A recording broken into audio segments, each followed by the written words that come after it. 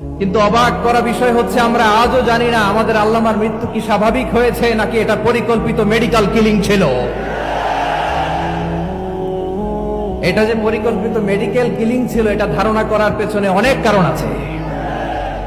তিনি আধিপত্যবাদের বিরুদ্ধে সোচ্চার ছিলেন, ফ্যাসিবাদের বিরুদ্ধে সোচ্চার ছিলেন, রাজনৈতিক প্রতিহিংসার শিকার ছিলেন।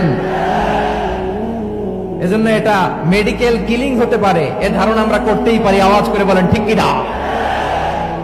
যে সময়টা আমরা কাটাচ্ছি এত সুন্দর সময় বাংলাদেশ আর পাবে না। আমাদের জন্মের পর থেকে এরকম চমৎকার সময় আমরা পাই নাই। এটাই আসল সময়।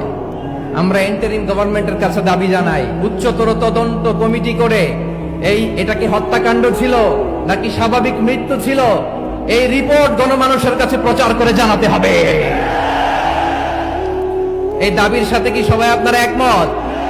কারা কারা একমত হাত তুলে দেখান।